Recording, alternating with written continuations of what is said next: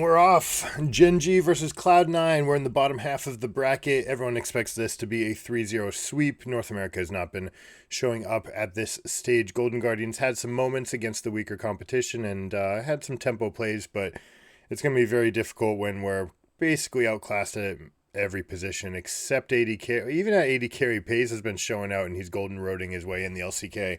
So going to be a very tough game for Cloud9. What I want to see them do is make decisive plays, decisive maneuvers, be hard acting the way that Golden Guardian was, just smoke and mirrors, change the rules of the game, show up places where you don't expect them to be, right? And just change the script of the game.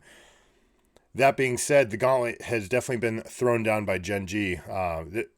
Really saying, hey, North America's biggest weakness is positioning in team fights.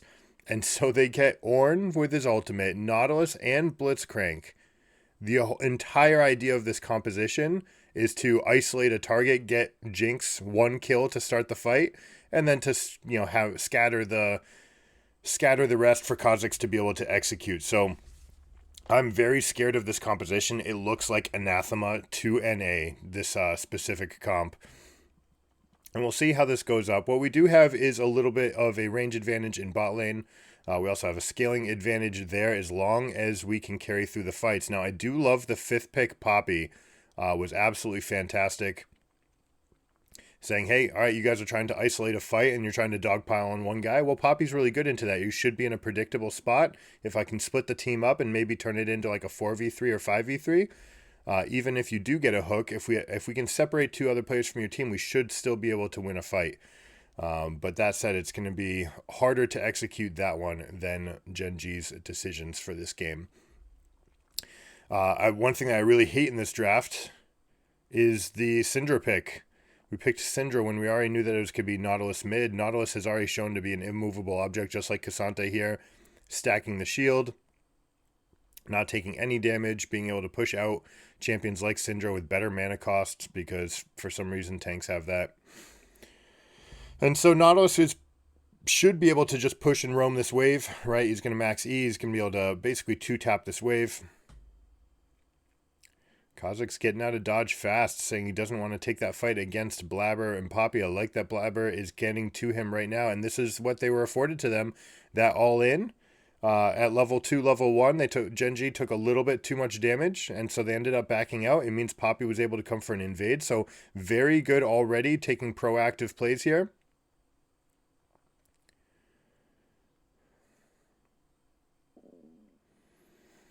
And then they go for an immediate back, right? So I don't think they got a plate, did they? Yeah, they did not even decide to stay for a plate. They said, you know what? We're just going to accept the fact that we push them out and we get our wave in. We're going to come back to this wave with a very slight advantage, that being a longsword versus refillable.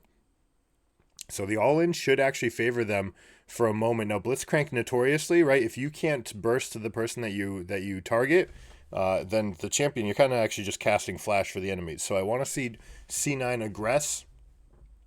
Anytime that Blitzcrank pulls anyone, right, just immediately start going in on the Jinx and try to trade at worst. Let's see how Fudge handles this dive. Never really getting much counterattack damage. No, he does. All right, perfect. And diving a Scion, guys. Don't like the decision. I was actually so surprised that they even decided to go for that. Because, diving Scion, what benefit does that give you? It looks like they're opting to just try to get this wave all the way in. And so it's a play that was available to them, yes. But it means that M&S gets a better back off.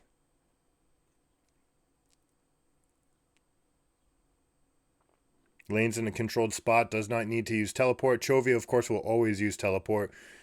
Something that you can do to Chovy, if you ever see him recall, you should immediately start heading towards mid lane. Because he tries to flex his advantage as he should, as he is wont to do.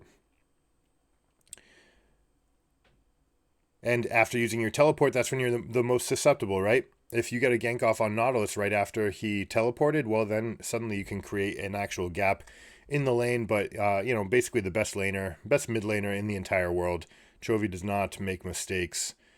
So it'll be very hard to get that capture, especially since Nautilus is never really going to use his Q. It makes him very hard to gank. It makes it so Poppy probably has to find an angle that leads to that comes in from behind Nautilus, right? And then you try to slam him to move him backwards, or you let Syndra try to interrupt the dash, right? Let the hook connect as Nautilus is moving towards the wall, then hit your Scatter the Weak. That should put him right next to the wall for Poppy to hit. And Poppy Syndra are just a very, very strong classic pairing together. So maybe they could make something happen. But it looks like Blabber's not even going to try here. Instead, they'll be at the mercy of another Chovy roam. But as most times, about 2 out of 3 times, he'll just step into the fog, right? He'll just step into the fog and then come back. The idea is that you never let the enemy know where you are. And right now he just sits out of vision just for a moment. Let them wonder, right? Where's Chovy been for the past 20 seconds? All right, now I'll step up. Make it so that it's imminent that he either recalled or is showing up somewhere, and as soon as someone's committing to that decision, then you can step up. Now, he did say that Berserker, who is far and away the best at his position in North America, and is world class, make no mistake about it. But that being said, Pays, the Golden Rotor in the LCK, absolutely phenomenal. All right, good job with the trade here. One of the things that you see with Blitzcranks when they use their Q is the Glacial Augment doesn't actually apply the slow under the person that you hook, right? So you hook them, the Glacial Augment procs there, and then you pull them onto, we'll call it dry ground. It does mean that the retreat is a little bit worse. It also means that the trade back damage from whoever's left over is not going to be as much. So it's still good, right? You still want this rune, but just showing one of the effects that, hey, all right, we can start this fight. We can actually start taking this to you. Now Fudge going for, oh no, mechanical misplay. You do hate to see it. You don't want to burn your flash there. He's going to take the cannon. He's going to get a plate for himself. Probably not. What is he opting for? Just a little bit more damage? I would have gone for turret. Uh-oh. We have a Hex Slash from Poppy. So Sven with the bait saying, hey, we can come in here. Now, again, right, this Blitzcrank pick is going to be susceptible to just aggression, right? Let them hook. That's fine. We'll treat it as a flash and we'll move in and try to get from there. You see Berserker actually... here we go. Here's the play. So we catch the hook. That looked like it was going to hit every single time. But see how that Path of Glacial Augment lashes behind you? So good job by Poppy with a little E-flash, right? Repositioning himself to get the damage burst. You have to be quick, right? E-flash will happen immediately, and then your Q wants to already be queued up during that travel time, so you get it. And then if you can get part 2 of the Q, that's where the biggest burst from Poppy's going to be. So if you can pin someone to a wall, even better. All right, Fudge, this is a little bit too much like the inting part of the Baus strategy here. Because this is a huge problem now. This wave is going to stay frozen. Nope, they're opting to push it. Okay. They're saying it's too much damage from Fudge. But look, Oran's at the same total he just was at. And we just have another death in the form of Fudge. And, yeah, Orange showing just much better combat stats early. Much better lockup than Sion. Sion will individually outscale, but a lot of Oran's power will, of course, go to his teammates. And with this composition, right, we've already seen all it takes is 1 kill for Jinx to get excited. And that should be enough to get a major advantage. Now check out what GenG is doing. A little bit later than I would have liked, but they obviously waited for Jinx to hit 6 before going for this play. Jinx is one of those characters that can help at a Rift Herald with level 6, right? She doesn't really need to put herself in any danger, but she can have the rocket ready. So by being top lane, post 8 minutes, it means that you're both protecting against the Rift Herald and you're threatening to make a play up in top lane. Jinx is able to get some solo time, get to level 6, rotates over as soon as she does, covers mid, perfect transition there. Only way to exploit that is to anticipate and then say, hey, we're going to take the maximum number of plates in bot wave. Now there's the lockup. I would have liked to see the aggression. Yep. All right, so they did it on Peanut. They aggressed right there. Berserker tries to get his damage in, but it's just not enough. And this is the worst kind of play, right? When you're Cloud9 and you actually say, we're going to bring numbers here and you still lose, bad sign. And really showing how weak we are to the hooks, right? Nautilus and Blitzcrank already accounting for 3 kills. So, or 4, right? 4, 5? I mean, are we going to count the ones where Nautilus is top as well? I mean, we should. Just NA does not have a good sense of where to be, really. They're not used to, in this region, in our region, they're not used to aggression. Now, what I liked from Golden Guardians is they said, hey, we're going to show some aggression. Good fix by M&S. We're going to show some, right? We're going to actually try to play at the pace of an international event. And so Golden Guardians actually have more hopes for moving forward with that squad. They actually show more promise for international play than Cloud9 has, honestly.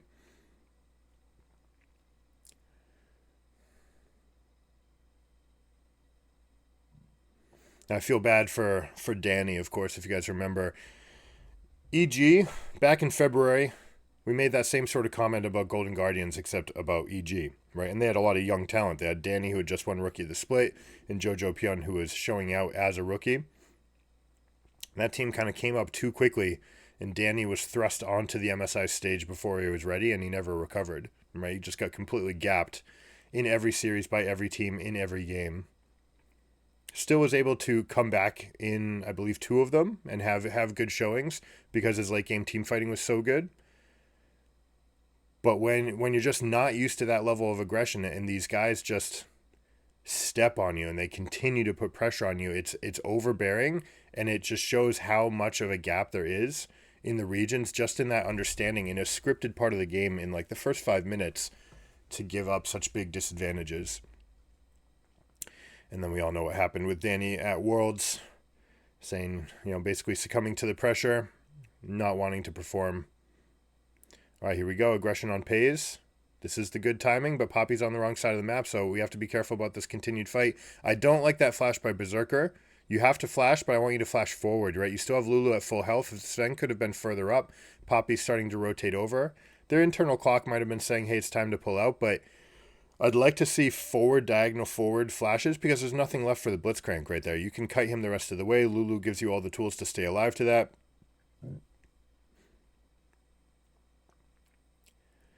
And there really was no threat apart from the imminent arrival of a jungler. And then you can just ask Blabber to come over and say, hey, we'd like to have you come over, hide in this bush as we continue this play.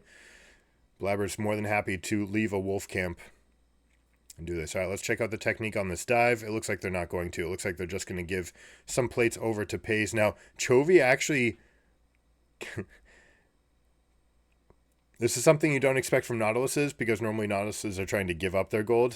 But Chovy going up into melee range to attack that turret to make sure that he gets some of the credit for the play does mean that they're splitting it 3 ways. And it's... Okay, it's because he's got the Abyssal Mask. He knew he needed like 80 gold for Abyssal Mask, so he comes in, says, I need this, let's make the play, I'm so close to Abyssal. And that is something that these pro teams can absolutely coordinate, saying, hey, I'm close to a spike. What can we do to create this right now?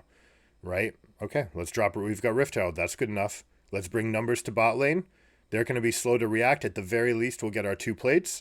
As we're showing aggression down here, we're moving people over. Their bot lane has to back off while they wait for their troops to get in position. And GenG is able to turn that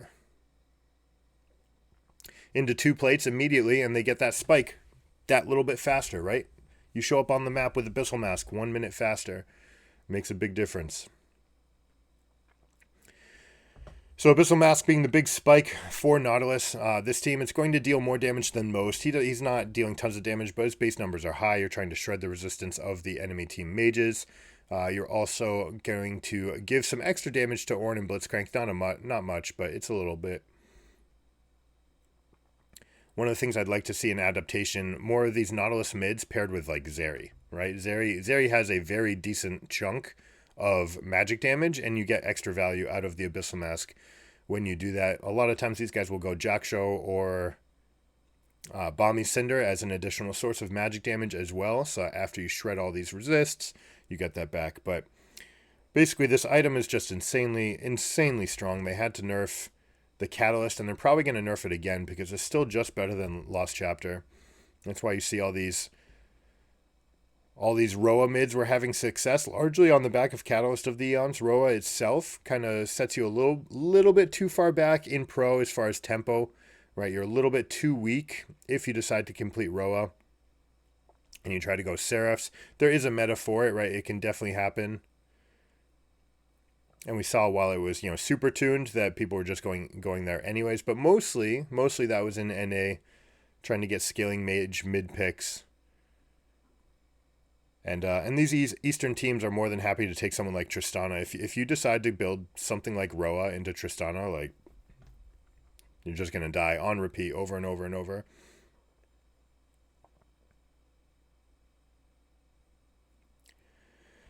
All right, so we're 15 minutes in. We've got Gale Force on both carries, exact same itemization, minus that refillable that Pays had for himself. It does mean that Berserker has driven up his CS lead all the way to 15.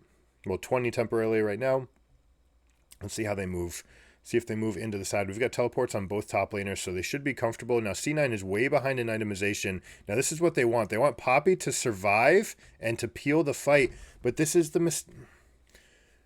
They actually got what they wanted, right? You use giant growth on the Poppy. Poppy stays alive. You need to aggress. If you're Berserker, you need to be moving forward the moment Poppy gets hooked, saying, all right, there you go. 3 cooldowns are down on the Poppy. She's our tankiest member. Look, she's even building early Bomby Cinder, not even going for Divine Sunder, saying, like, I'm hook bait.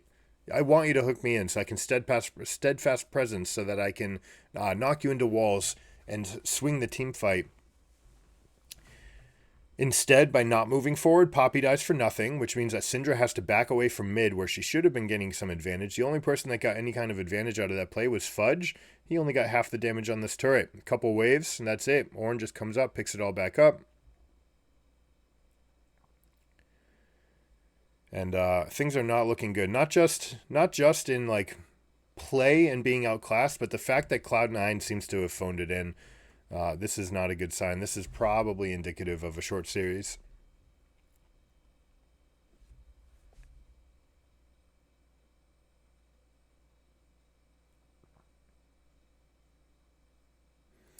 All right, Rift Herald being dropped mid. Of course, they can do this. Check out the wards that they place in northern quadrants, so that they have a flanking position for the Kazakhs. They're going to continue to press forward. They're definitely going to get this second charge off, and because they're so far ahead, expect them to actually try to force a team fight if they get it. They've got these tanky guys that can step up in the front. Now, Sion flanking, this is a good way that you can force a fight. We're just getting the ultimate up from Lulu, but it's not enough. Blitzcrank being shown as the Lulu counter, saying I can blow up your shields, I can silence whoever I pick in. It doesn't matter who you wild growth, I'm still going to get mine in. And GenG basically winning that fight on the back of their big baddies and the money, right? Just 3 guys exceptionally tough to kill, Blitzcrank, Nautilus, and Ornn. Blitzcrank having the highest time to kill in the entire game at level 1 besides Kled. Alistar's pretty close as well, but just with that shield passive, right, the extra life that it affords you. This chain CC, Blabber just being stuck up. This is what you want, though. Unfortunately, flashes it in to the Nautilus ult to connect 2 members, and they're not able to continue. But again, like, just not enough resources being rushed into that fight. Just not maximum DPS uptime. Not that it would have mattered right there, because they're so tremendously far behind. But you see what they were thinking in the draft, right? We want Poppy. The best news would be if she gets her W off in response to the Q to make sure that she's taking less damage. And then you can try to swing the fight from there. Syndra, 200 CS at 19 minutes, pulling a Chovy. Chovy for the... I've actually never seen this. I've never seen Chovy on the wrong side of 15 CS or being the ganker for his team. But just kind of indicative of where mid lane is at, right? Even if you get this much CS, it doesn't convert to as much gold as it does in other lanes. So, this is the main reason for the rise to prominence of these tanky mid laners. It's just a different lane now. You've got the same players, but the job is different. Just think about every stage of every game that you have a little bit less gold, than you might have otherwise, right? And every single time that you might be shopping and you might be thinking about going for a back, instead you can't, or you have to get an extra 80 gold or an extra 200 gold just to make up for the mid lane deficit in gold. All right, we're going for a 20-minute Baron. Love it. Now, I'd like to see some aggression somewhere. You've got Scion. Can you sniff this out? They do show enough aggression. It does mean that they get this position for themselves, but C9 only securing Northern Quadrant for themselves means that they're going to seed the dragon. They put all of their eggs into this charge forward right here without even having Syndra present. It's like, why? What are we going to accomplish? Either they're there and we're just going to lose because they get the upfront in the damage because we're checking into vision, or they're not, and it means they're somewhere else and we've moved Syndra onto a weak side of the map, or we have 4 people moving into this area and it's not enough to contest Baron that has 5. I just don't like that 4 people check this bush sort of strategy. What Cloud9 needs to do, if they're going to find a way to win this, you see this ward line that they have out very shallow on their own beach right here. Those wards are meant to see someone coming in. They're trying to get them into a more advanced position and spread them out enough that it's going to take 2 or 3 sweepers to catch them all. And by doing that, you say, all right, next time that they come into our Northern Quadrant, maybe we're able to secure something for ourselves. Now, something I don't like that Lulu just did, she just moved one of her wards over from mid lane over to this bridge right here. Now, this is ceding away positional advantage that you have with vision. And this has been Sven's biggest weakness in his transition to support. Something that he needs to improve is a more long-standing plan for his wards.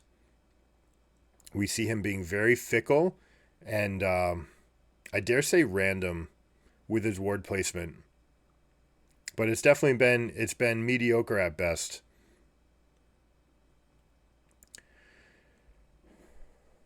Something that he could be trying to do, right? So the most important ward is to get that mid lane ward, right? And you want to have 2 of them if you can. So presumably you have like one here, one like here. Something that will catch the wave, but also be out of reach of the sweeper if they just come straight up mid. You want to get some amount of vision of mid wave always. You always want to have, force them to use sweepers in mid so that you can get something else off, right? Because this is the most important transition point. You want to see whether or not they're continuing with the wave or if they're moving away from it. And then when your team is moving forward, you don't just always play in their pocket. Sometimes you need to get up ahead, get a ward behind their area so that you can actually see if they're moving into a territory, so that you have chances at picks. Like right now, you're just so far behind. Your only way to get into this game is to find a pick. And, you know, the answer is not scaling it. You can't say I have infinite scaling on Scion and I have Aphelios. Like, they have too much teamfight potential where isolating a target is too good if they ever get control of an area. And if they have Baron buff, how are you going to stop them now? You cannot scale versus Baron. Something that these Eastern teams are much better at doing, just accomplishing major pushes. Check out what Doran's doing here. Just tanking that up, keeping the minions alive so that they can continue to refute the backdoor disadvantage. Opting here for a pull onto Fudge, which is obviously the best one that you want for C9. But they're saying, hey, we just want to bait the fight. I'm just going to pull him in. We're going to step back. We're going to see if they overcommit. And Cloud9 actually does not, which is fascinating because this is their best chance in the game, was right there, right? You had just gone back to base. You just got some items. You've got Scion with 2 items. You've got 2.5 items on Syndra, 2 items on Aphelios. That was your best chance to try to escape with a win fight right there. So the one time that I do want them to go just ham in a fight that would otherwise be disadvantaged, like, it's only going to get worse. Very, very big problems. Now, Peanut, we see, has not evolved his W, and this is something that we talked about ever since the changes. They are not playing on the second buff Kha'Zix patch, all right? They're playing on the first buff, where they changed his isolation. He's good. He's very strong, all right? But one of the best things that you want from this champion is actually the isolated fights. He's very good with Gragas, and you want to evolve your Q in these situations. For the better part of his existence, what is it now, like 10 years Kha'Zix has been in the game, you have wanted to evolve the W because that 99% slow and the scatter AoE, like it's just so good. Not to mention making you a little bit tankier in fights. But now that it's down to 70%, it's just not nearly the same as it was. And really what they're doing is prioritizing the first kill in the fight, right? So he's saying, I've got the evolved Q. We're trying to isolate a target. We're trying to get one kill up quickly for the Jinx. And look right there. You see how tanky Fudge is? Team could have... I don't know, what are they just going to do with the Syndra into Nautilus? There's nothing they can do. I would have liked to see a carry. Have to go back. I'll see if Tristana was banned, but anytime I see Nautilus, I want someone with sustained burst. Good trade there by Blabber, getting some upfront chunk damage. Now you have to step up. This has to be the fight. You cannot flash away from this. There is no fight left. They buy some time for Scion. Maybe they can get a pick. Maybe they can win a fight from this position. Jinx was not quite in there ready. But Nautilus happy to take the fight now. They know the resources are down. Check out this positioning by Pace, hanging out to the right, making sure that Blabber is not nearby. Now, Peanut opting to take that solo fight. Chovy going back in, showing the strength of the pick. Being, hey, there's no champion like mine. Oh, there is the evolve on the W. Never mind, it must have just been blocked before. There we go with the burst. And GenG make short and thorough work of C9 in game 1. Let's hope for a little bit better of a game in game 2. Big adjustments. I want to see aggression from M&S. I do believe that he plays Yone, for example, pretty well. So I want to see Yone into a pick like Nautilus. I want to see you taking that and taking it to the limit and saying, I'm going to carry you through this lane.